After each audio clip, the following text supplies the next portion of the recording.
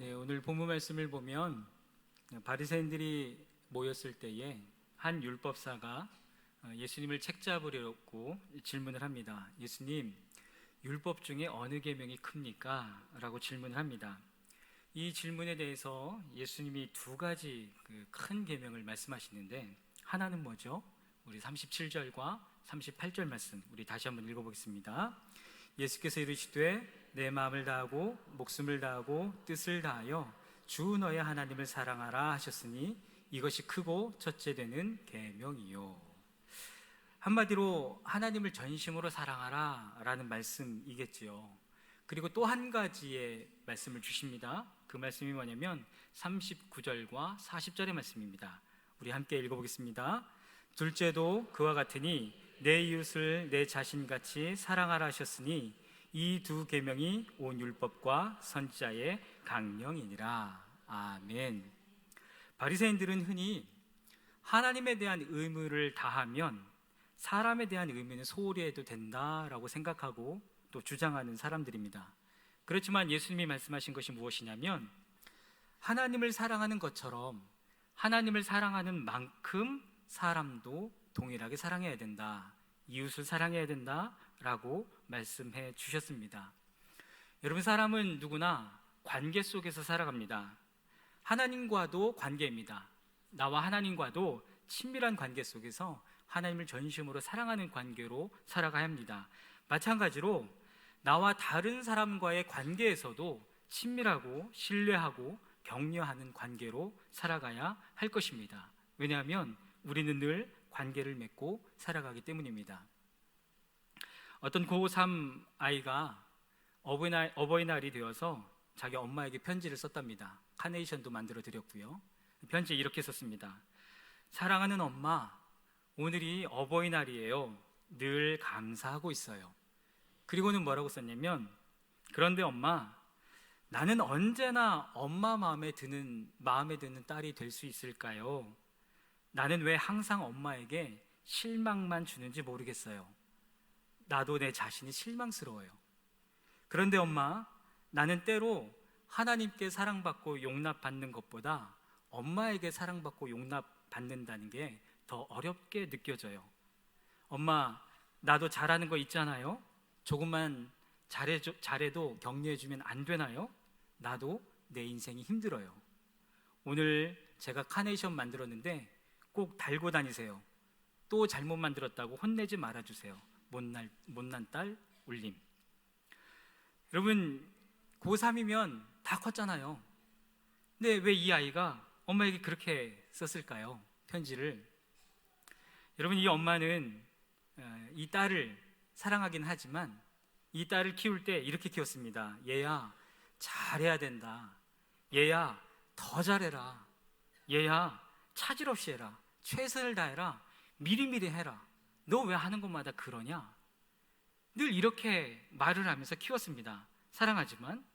그래서 아이에 대해서 늘 못마땅한 마음을 가지고 또 실망의 마음을 가지고 표현하고 말하면서 살았던 것입니다.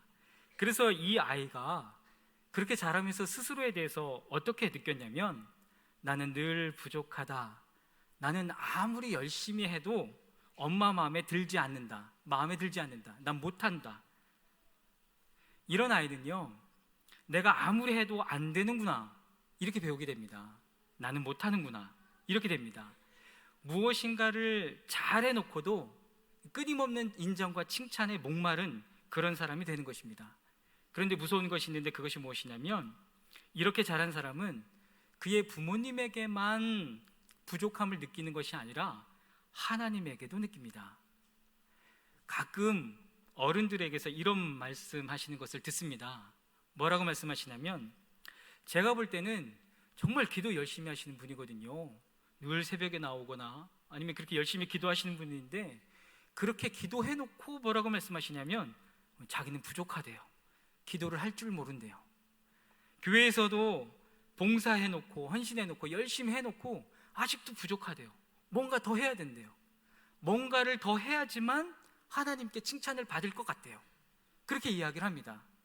그런데 여러분, 이 말씀을 가만히 들어보면 겸손의 표현이 아니라 실제로 스스로에 대해서 어딘가 부족하다고, 뭔가 더 하지 않으면 안 된다고 느끼기 때문에 그렇게 말하고 표현할 때가 많이 있습니다.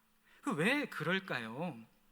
왜 스스로에 대해서 정말 열심히 나름대로 내 능력껏 열심히 해놓고 헌신해놓고 왜 부족하게만 느껴지고, 왜 인정받지 못하고 칭찬받지 못할 것 같은 그런 느낌이 왜 우리 안에 들게 되는 걸까요? 여러분, 사람은 자기가 사랑받고 있다는 것을 알기만 하면 어떤 목마름도 갖지 않습니다. 어려서부터 사랑이라고 하는 단어가 깊숙이 새겨지면 다른 사랑을, 그 이상하고 엉뚱한 사랑을 찾지 않습니다. 그래서 우리는 누구든지 태어나면서부터 사랑을 먹고 자라야 합니다. 그래서 이렇게 충분한 사랑, 소중하고 조건 없는 사랑을 받은 사람들은, 이런 사람들은 자라가면서 잘 성장합니다. 얼굴이 밝아지고요, 정서가 밝아집니다. 그리고 잘 성장하게 됩니다. 그래서 우리는 그 충분한 사랑을 받아야 하고, 그리고 그 충분한 사랑을 줄 수 있는 사람이 되어야 합니다. 그렇게 충분한 사랑을 받은 사람은 또 다른 사람들에게도 그 충분한 사랑을 줄 수 있는 사람이 됩니다. 그래서 제일 중요한 것이 무엇이냐면 그 충분한 사랑을 받고 또한 그 충분한 사랑을 흘러 보내야 하는 것입니다. 이제 이번 주에 이제 추석이 다가오지요. 여러분, 혹시 친지를 찾아갈 계획이 있으신가요? 혹시 여러분이 친지를 만나시면, 형제나 아니면 부모님이나 자녀를 만나게 되면 여러분, 이번 추석에 그 충분한 사랑을 흘러보내게 되는 그런 계기가 되기를 주님의 이름으로 축복합니다. 사정이 있어서 친지를 찾아가지 못할지라도 오늘 주님이 말씀하셨던 것처럼 우리 이웃이 참 많이 있죠. 그 이웃 가운데 그 사랑을 흘러보내는 귀한 계기가 되기를 주님의 이름으로 축복합니다. 그런데 가끔 이렇게 생각하고 말하는 분들이 있습니다. 그게 뭐냐면, 야, 사랑이라는 거 속으로 사랑했으면 됐지 꼭 표현을 해야 되냐, 그렇게 말하는 사람들이 있어요. 진득하게 사랑하는 거지 그걸 꼭 표현을 해야 되냐. 여러분, 사랑을 표현하지 않으면 상대방이 알까요, 모를까요? 절대로 모릅니다. 사람이 언제 상처받는지 아십니까? 내 식대로 사랑할 때 상처받습니다. 내 식대로 사랑하고 내 식대로 생각해주고 그리고 사랑받습니다. 서로 상처받습니다. 내가 너한테 어떻게 했는데 어떻게 안 해줬어요? 표현을 안 했거든요. 자기 식대로만 사랑했거든요. 그래서 사랑이라고 하는 것은 꼭 표현을 해야 됩니다. 제가 충청남도 홍성에서 태어났는데 지금은 많이 커졌습니다. 거의 이제 시가 될 정도로 커졌지만 제가 자랄 때만 해도 굉장히 많이 시골이었습니다. 시골에서 20년을 살았고요. 이제 감신대를 가면서 서울로 가게 됐습니다. 제 얼굴만 봐도 서울 사람 같지 않습니까? 그때부터 저는 시골에서 살지 않았고요. 이제 계속해서 서울에서 이렇게 살았습니다. 그러면서 제가 서울에 올라온 이후에 제 사투리를 안 써요. 저 표준말 잘 쓰지요. 사람이 참 간사한 게, 시골에 가면 아직도 그 시골에 사는 친구들이 있거든요. 걔네들의 말투를, 이 사투리를 들어보면 저도 웃겨요. 야, 사투리 진짜 웃긴다. 참 사람이 간사하죠. 저도 그렇게 살았는데. 근데 어쨌든 서울에 올라오면서 이 사투리를 없앴어요. 그런데 제가 사투리를 바꿀 수 없는 분이 있어요. 제가 사투리를 꼭 써야만 하는 분들이 있어요. 누굴까요? 우리 가족, 우리 아버지, 우리 어머니 살아계실 땐 우리 어머니, 우리 가족에게는, 특별히 아버지 어머니에게는 서울말을 못 쓰겠더라고요. 아버지에게 전화를 드려서 아버지 진지 잡수셨어요? 간지러워서 정말 너무 간지러워요. 그래서 아버지, 우리 가족들에게는 사투리가 그냥 나옵니다. 그냥 꼭 20년 전에 살았던 그 사투리가 그대로 나옵니다. 저는 시골에 계신 아버지에게 전화를 드리면 길게 하지 않아요. 한 3마디 4마디면 끝이 납니다. 저는 이렇게 전화를 합니다. 아버지, 저유 진지 잡수셨슈? 그류 끄뉴? 하고 끊습니다. 그리고는 뭐 별다른 얘기를 안 해요. 뭐 이러냐 저러냐 뭐 별 얘기하고 하지 않고 아버지도 그리요 하고 끊습니다. 그러면 옆에 있던 제 아내가 전화를 하는 저를 향해서 뭐라 그러냐면, 아니 아버님이랑 전화를 했으면 좀 길게 좀 하지, 요새 건강은 좀 어떠시냐, 식사는 잘 하시냐, 뭐 자식들에게 전화는 잘 오냐, 좀 길게 좀 물어보지 뭐 그렇게 빨리 끊냐, 그렇게 얘기를 합니다. 여러분, 오해하지 마십시오. 저는 이 네 마디만 해도 그 네 마디 안에 다 포함되어 있습니다. 아버지 저유 진지 잡수셨슈? 그류 끄뉴, 이 말 안에요. 아버지 요즘 건강은 어떠시냐, 진지는 잘 잡수고 계시냐, 올 여름에 날씨가 정말 더웠는데 아버지 지치지는 않았느냐, 얼마 전에 우리 아버지 이빨 치료하셨거든요. 그래서 진지를 잘 못 잡수셨어요. 기력이 많이 없으셨는데 요즘엔 좀 기력을 찾으셨느냐, 이 말이 다 들어있어요. 그런데 제 아내가 볼 때는 안 그런가 봐요. 가끔은 뭐라고 얘기하냐면, 아니 아버님한테 전화하는데 왜 이렇게 버릇없이 전화해? 그렇게 얘기도 합니다. 여러분, 오해하지 마세요. 저는 정말 아버지께 전화 드릴 때 존경하는 마음으로 전화하는 겁니다. 얼마나 제가 아버지 사랑하고 얼마나 제가 아버지 반가운데요. 우리 아버지인데. 근데 옆에서 보는 사람은 그게 아닌가 봐요. 여러분, 우리 민족은 표현을 잘 못해요. 그죠? 우리 민족은 유교 문화였었어요. 그래서 체면 문화와 수치 문화가 우리에게 이렇게 자연스러운 문화였습니다. 그래서 내 생각을 나누고 내 의견, 내 감정을 나누고 서로 조율해가고, 이거를 못해요. 어색해요.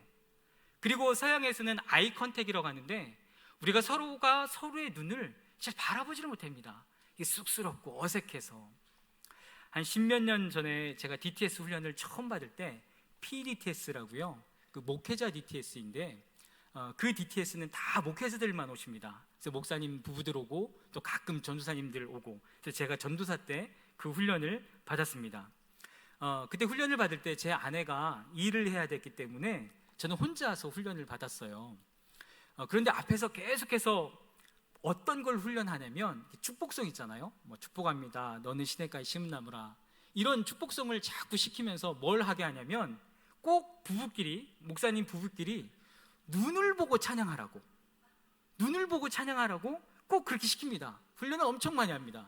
근데 여러분, 그거 아세요?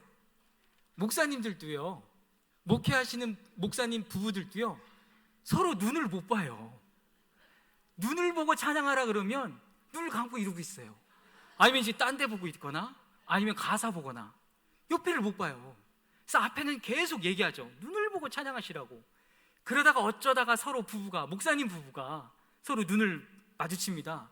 그러면 목사님이나 사모님이나 지금까지 살아온 게 너무 미안했나 봐요. 그냥 울어요. 시키지도 않았는데 그냥 눈동자를 바라보고 서로 웁니다. 그리고 또 눈을 돌려버리죠. 저는 제 아내가 일을 했기 때문에 저 혼자 훈련을 받았는데, 똑같이 사모님 없이 혼자 온 목사님이 계셨었어요. 그 목사님하고 짝꿍돼서 맨날 둘이 이렇게 했습니다. 그래서 그렇게 훈련하고 나니까 이게 되더라고요. 여러분, 여러분들은 되십니까? 여러분들은 여러분들의 남편의 눈을 사랑의 눈빛으로, 뭐야 이런 눈빛이 아니라 사랑의 눈빛으로 보실 수 있습니까? 여러분의 남편은 어떠합니까? 여러분의 아내를, 여러분들의 자녀들을, 여러분의 자녀의 눈동자를 언제 보셨습니까? 한번 해보려고 그럽니다. 자, 옆에 사람의 눈동자를 바라보시고 찬양을 할 건데요. 가사를 띄워주시고, 여러분 꼭 주의사항이 있습니다. 형제는 형제끼리, 자매는 자매끼리, 부부는 상관이 없습니다. 남의 남자를, 남의 여자를 보면 큰일 납니다. 자, 눈동자를 바라보시고 함께 찬양해 보겠습니다. 축복하면서. 옆에 부부가 있다면 너무 좋을 것 같습니다. 눈동자를 바라보고 주님 마음으로, 사랑하는 마음으로 축복합니다. 너는 시냇가에 심은 나무라, 하나님의 사랑 안에 믿음 뿌리 내리고, 주의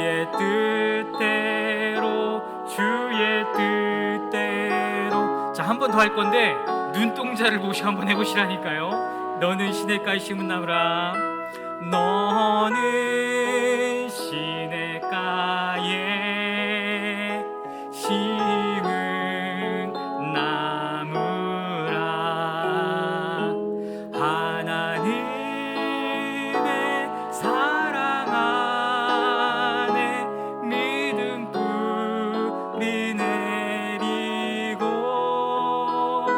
주의 뜻대로 항상 사세요.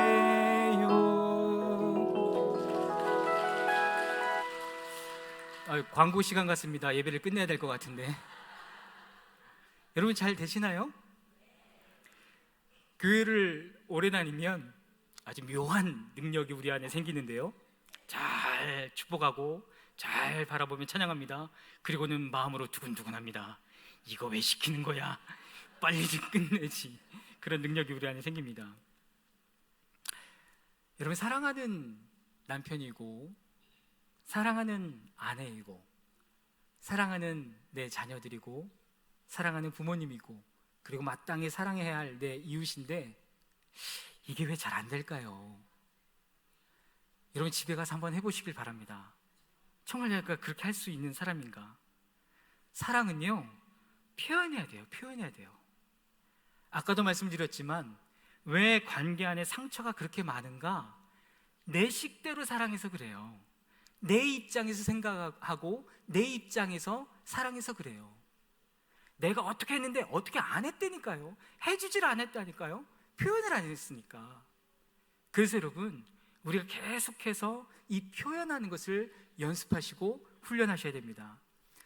우리가 조금 전에 찬양을 훈련했으니까 한번 말을 훈련해 볼까요? 자, 옆에 사람을 보고 형제는 형제끼리 자매 자매끼리 부부면 너무 좋고 이렇게 한번 얘기해 봅시다. 사랑합니다 라고 한번 얘기해 봅시다. 네, 잘하셨습니다. 네, 또 한번 얘기하겠습니다.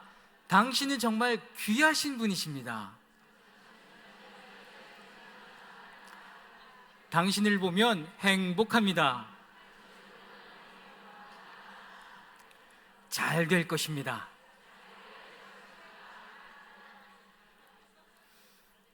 여러분, 이 말은 사람을 살리는 말입니다. 여러분, 이 말은 생명의 말입니다. 여러분의 그 표현되어지는 사랑을 통해서 여러분의 부모님, 여러분의 자녀, 여러분의 부부, 또한 여러분의 이웃들이 살아나게 될 것입니다. 여러분, 집에 가셔서 여러분들 혹시 자녀가 있는 분들이 있으면 그냥 이렇게 한번 해보십시오. 그냥 만족한 얼굴로 그냥 웃어보십시오. 그냥 흡족한 얼굴로 웃어보십시오. 그럼 아마 여러분의 자녀가 그럴걸요. 엄마 왜 그래? 하는 대로 해. 아마 분명히 그럴 겁니다. 그러면 그렇게 질문하는 자녀를 향해서 야, 너 때문에 그래. 야, 내 마음이 얼마나 기쁜지 아냐? 그렇게 한번 표현해 보시길 바랍니다. 그 표현이 어색하지만, 안 해봤기 때문에 어색하지만 그 표현이 표현되어진 사랑의 고백이 여러분의 자녀를 살릴 것입니다. 사랑은 표현해야 됩니다. 그리고 또 하나 우리가 해야 될 것이 있습니다. 그게 뭐냐면, 혹시 여러분의 자녀를 향해서 잘못한 일이 있다면 겸손히 용서를 구하셔야 됩니다. 그것을 하셔야 됩니다. 아까 이 편지 읽어드린 고3짜리 있었죠. 이 딸의 편지를 받은 어머니가 너무 당황했어요. 아니, 내가 지를 얼마나 사랑해줬는데, 얼마나 뒷바라지 해주고 얼마나 돈 벌어서 다 해줬는데, 그런데 자기 식대로 사랑이었죠. 그런데 이 어머니가 그 딸의 편지를 받고 기도하면서, 처음에는 얼굴이 울그락불그락 됐지만 기도하면서 편지를 딸에게 씁니다. 뭐라고 썼냐면, 사랑하는 딸아, 내 글을 읽고 많은 생각을 했단다. 사실은 누구보다도 착하고 예쁜 너를 나는 왜 늘 못마땅하게 생각할까? 나는 너를 왜 칭찬해주지 못할까? 그것은 엄마도 엄마가 잘할 때 사랑받지 못하고 칭찬받지 못했기 때문이란다. 이런 엄마를 조금이라도 이해해 줄 수 있겠니? 사실 엄마는 너 때문에 자랑스럽고 행복하단다, 사랑한단다. 이렇게 답장을 썼답니다. 그런데 그 딸 아이의 마음이 서서히 변하기 시작합니다. 움직이기 시작합니다. 엄마와 자녀의 관계가 새로워지기 시작했습니다. 저는요, 제 아이들에게 용서를 구합니다. 실제로 구해요. 하원아 미안해, 하율아 아빠 잘못했어, 용서해 주겠니? 그렇게 용서를 구합니다. 저희 아버지가 굉장히 착하신 분이세요. 작년에는 명예장로에 피택이 되셨고 얼마나 영광스럽든지, 또 교회 안에서 헌신하시고 충성하시고. 그런데 저희 아버지에게, 오늘 아버지 얘기를 참 많이 하는 것 같은데, 저희 아버지에게 이런 게 있어요. 뭐냐면 남의 식구에게는 그렇게 잘하는데 우리 식구, 특히 엄마, 우리 식구에게는 욱하세요. 늘 그런 건 아니지만 가끔 그러세요. 아이씨 막 이러시고. 그럼 이제 저한테도 이제 그럴 때가 있거든요. 그럼 그때마다 막 제가 막 억울하고 분하고, 아버지니까 감히 어떻게 할 수는 없고, 때로는 무섭고, 제가 눈치 보고.